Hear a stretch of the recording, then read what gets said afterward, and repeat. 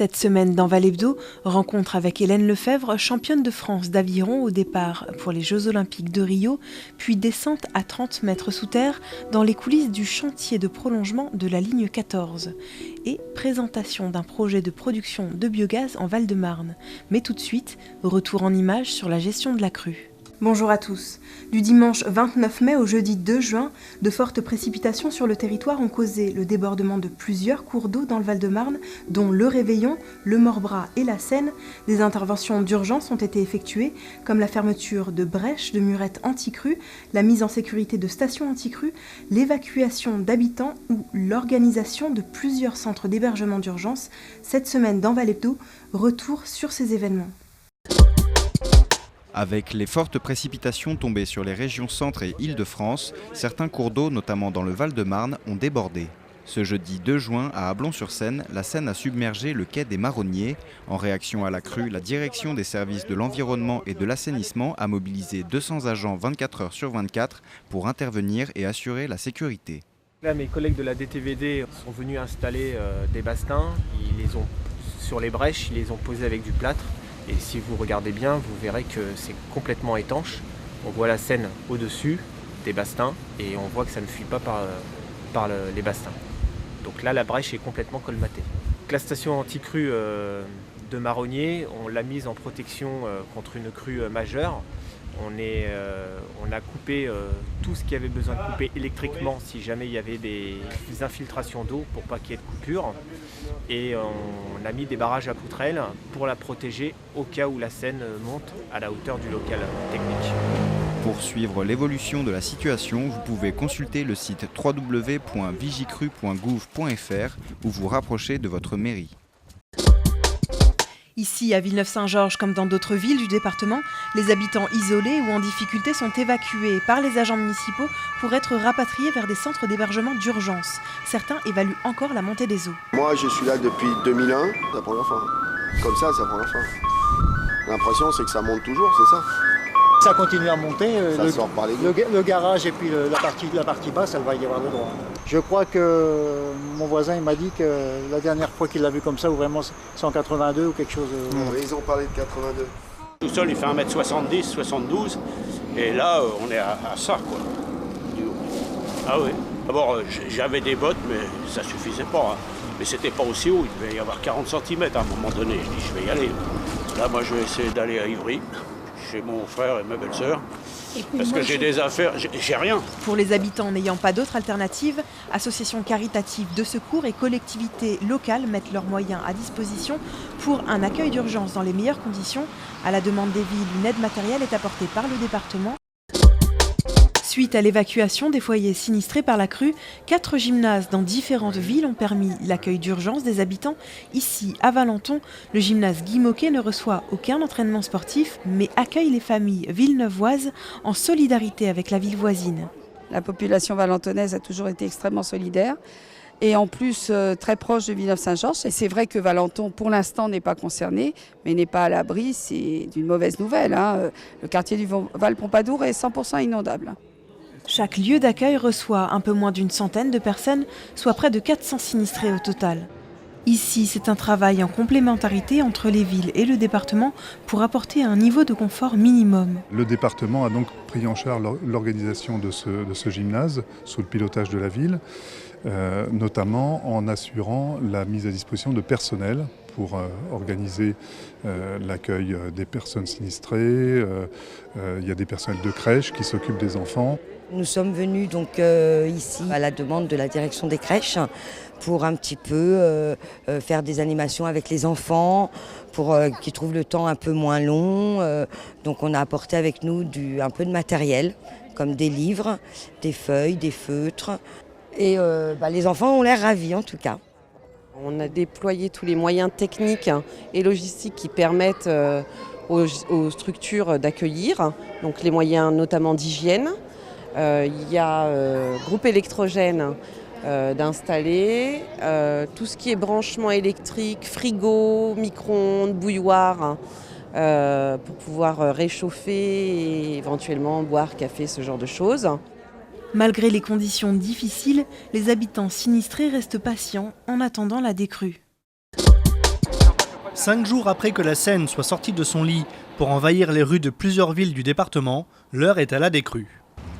Le président du conseil départemental s'est rendu sur les quais d'Ablon et Choisy-le-Roi, 2 villes fortement impactées par les inondations. Objectif, évaluer les dégâts, mesurer l'efficacité et les failles des dispositifs de protection existants. C'était montré que suite aux événements que nous avons vécus ces 5 derniers jours, voir quelle était la situation des ouvrages et comment, dans une situation après d'apaisement, on peut travailler à un peu plus d'efficacité sur les berges de Seine. L'important c'était de repérer aussi les lieux, les points nodaux pour améliorer les situations à l'avenir et faire en sorte que les bâtis puissent fortement résister en cas de nouvelles crues. Sur le site du quartier des Gondoles, un point particulièrement sensible où il y a eu un vrai risque d'inondation forte, mais heureusement que l'intervention a pu se faire à temps pour empêcher ce débordement. Depuis plusieurs jours, les équipes des services départementaux et les entreprises œuvrent sans relâche pour remettre en état voirie et équipement le plus rapidement possible. On a les agents qui sont mobilisés depuis plusieurs jours d'affilée pour permettre de venir en aide évidemment aux riverains, de pomper, vider les caves, etc. Donc là voilà, c'était un travail très, très intense qui a été fait par les agents du département. Et donc je crois qu'il faut en tout cas saluer cette mobilisation qui est très, très importante. Et puis justement être assez fier de ce service public quand même départemental qui là, montre toute son efficacité. Pour l'heure, le plus gros reste à faire, nettoyage des locaux d'habitation et entreprises, remise en état de la voirie. Le retour à la normale n'est pas pour tout de suite pour les nombreux sinistrés. Le coût total des inondations est évalué pour le moment par les assurances à plus d'1 milliard d'euros. Valhebdo, c'est terminé. Merci à tous ceux qui se sont mobilisés pour venir en aide aux sinistrés et à jeudi prochain.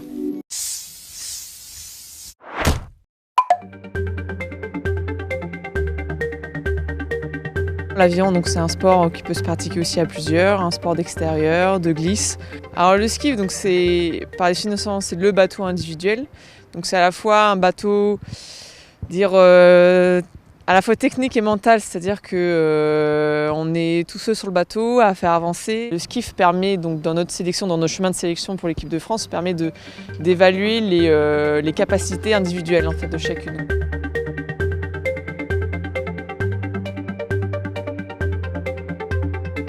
J'ai commencé justement l'aviron grâce à mon collège, donc Pierre Bossuet, par l'intermédiaire de ma professeure de sport qui m'avait incité qui m'avait fait découvrir en fait cette discipline. Depuis là, décembre, j'ai réussi, grâce à l'intermédiaire de ma fédération, à avoir une CIP, donc c'est un contrat d'insertion professionnelle, avec la MAIF, qui est l'un des plus anciens partenaires de la fédération, et je suis chargée d'action aux ressources humaines. Je me suis qualifiée ce qu'on appelle dans un bateau, c'est un double féminin, c'est-à-dire qu'on est 2 dans le bateau à avoir chacune une pelle de chaque côté. Et c'est avéré que durant cette course, en fait, on est parti derrière. On ne sait pas trop pourquoi, on n'était pas trop en jambes, un peu nerveuse. Enfin, je pense qu'il y avait un peu la tension, forcément. Et on s'est retrouvés tout le long derrière. Et sur le dernier 500, en fait, on a débranché le cerveau, comme on dit, et on a fait une remontée. On est passé de la 6e place à la 2e en moins de 200 mètres. Et passé la ligne d'arrivée, il y a un mélange de tout. Alors bien sûr, il y a la satisfaction d'avoir non seulement qualifié le bateau, et se mélanger à ça aussi la douleur, parce qu'il a fallu fournir un effort assez conséquent à la fin pour passer tous les autres bateaux. Clairement, là, on y va sans pression. L'objectif qui est atteignable, et si ça se passait comme ça, on serait très content, serait au moins viser une finale. Donc chez nous, en aviron, c'est les 6 premiers bateaux. Et à partir de ça, si on arrive à se qualifier en finale, alors là, j'ai envie de dire, il n'y a plus rien qui pourrait nous arrêter, quoi. C'est-à-dire que je sais qu'une fois arrivé en finale, voilà, comme on dit, on a une chance sur 2 d'être médaillé. Bon, on ne veut pas aller jusque-là, mais au moins, si on peut être en finale, ce serait déjà une très grande satisfaction pour nous. En prévision du futur grand chantier du métro Ligne 15 Sud dans le Val-de-Marne, les élus du conseil départemental et l'association Orbival avaient rendez-vous le 30 mai en Seine-Saint-Denis à l'emplacement de la future gare du métro Ligne 14, mairie de Saint-Ouen. Première étape du métro automatique du nouveau Grand Paris, le prolongement de la ligne 14 de la gare Saint-Lazare à mairie de Saint-Ouen a pour objectif prioritaire de désaturer la ligne 13 du métro et améliorer le quotidien de transport de 680 000 voyageurs. Mais comment creuse-t-on un tunnel de métro ? Plongé à 30 mètres de profondeur, le tunnelier à pression de terre est une machine impressionnante qui creuse le terrain et pose des anneaux de béton constituant le revêtement du tunnel. Pendant ce temps, un tapis roulant appelé convoyeur évacue les déblais de terre jusqu'à l'entrée du tunnel.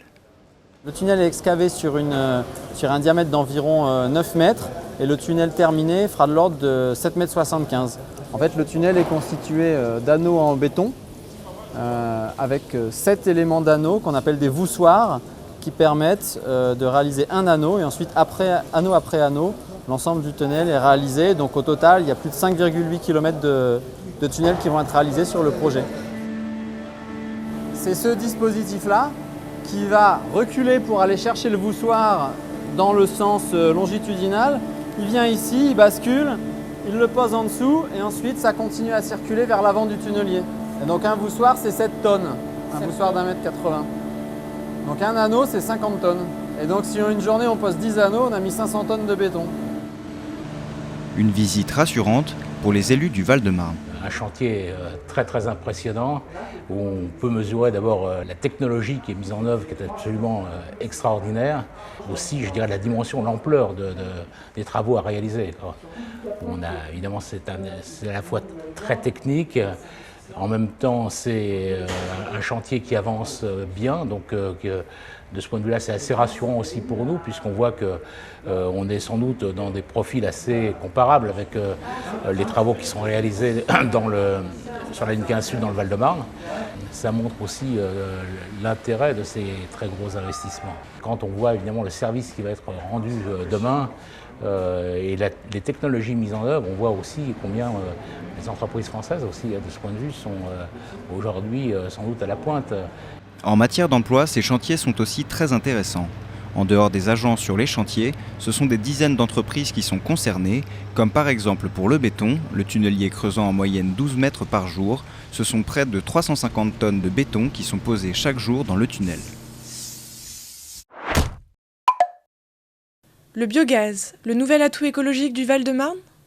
GRDF, en collaboration avec le SIAP, syndicat gestionnaire des stations d'épuration parisiennes, étudie la mise en place d'un processus de fabrication de biogaz par le traitement des eaux usées de la station d'épuration de Valenton.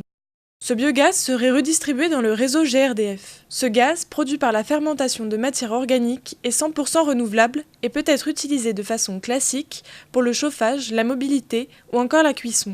Valenton, c'est effectivement une des plus grosses stations d'épuration d'Île-de-France qui donc produit déjà de par son process du biogaz qui est aujourd'hui valorisé partiellement sur le site. Et donc on réfléchit avec le SIAP pour valoriser ce biogaz sous forme de biométhane à injecter dans le réseau de GRDF. Pour mieux comprendre, nous avons été invités à visiter le site de l'étang biogaz à Sourdin en Seine-et-Marne, qui se sert de son agriculture pour produire du biogaz en collectant des déchets fermentescibles issus de son exploitation. Ici, au départ, c'est un compost géant où vous allez mettre ces déchets dans ces grandes cuves.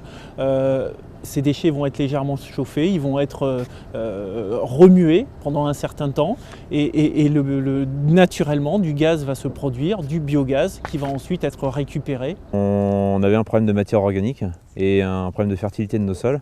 Donc on a commencé à s'intéresser à l'élevage pour essayer d'avoir un retour au sol et de ramener de la matière organique sur nos sols. Sauf qu'aujourd'hui l'élevage est dans une mauvaise situation économique. Donc après on s'est intéressé à la méthanisation pour essayer d'avoir ce retour au sol. Donc l'idée c'est de produire sur la ferme des productions végétales qu'on allait méthaniser et ensuite le déchet de la méthanisation, qu'on appelle le digestat, nous sert d'engrais sur l'exploitation. Donc ça nous permet justement de diminuer notre consommation d'engrais minéraux. Donc on se remet à fabriquer notre engrais, quoi. Il permet donc une réduction des gaz à effet de serre, l'amélioration de la gestion des déchets, la préservation de la qualité des sols et des nappes phréatiques, mais également la création d'emplois non délocalisables.